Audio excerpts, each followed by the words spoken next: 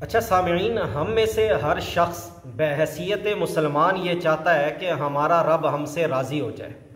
دیکھیں، ہم لوگ نماز پڑھتے ہیں، روزہ رکھتے ہیں، حج کرتے ہیں، تمام اعمال اس لیے کرتے ہیں کہ اللہ راضی ہو جائے۔ تو آخر پتہ کیسے چلے گا کہ اللہ ہم سے راضی ہوا کہ نہیں؟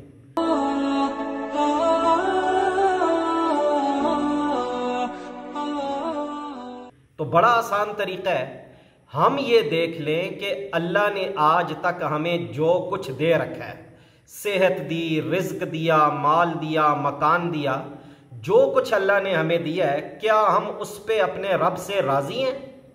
ہم اگر اپنے رب سے راضی ہیں تو سمجھیں اللہ بھی ہم سے راضی ہے۔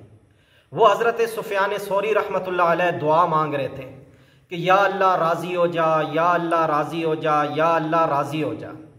تو حضرت رابعہ بصریہ پردے کے پیچھے تھی، انہیں جلال آ گیا، کہنے لگی سفیان بس کر۔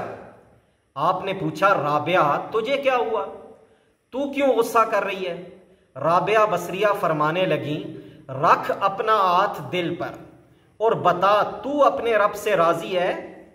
تو روز کہتا ہے یہ چیز چاہیے، وہ چیز چاہیے، گلے کرتا ہے کہ فلانے کو سب کچھ مل گیا اور میں رہ گیا۔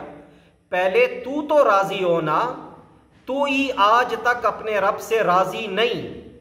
پہلے تو کہہ مالک کہ تو نے جس حال میں رکھا ہے میں راضی ہوں۔ تو راضی ہو، وہ تو بڑا ہی کریم رب ہے، تیرے دو آنسوؤں سے بھی راضی ہو جائے گا۔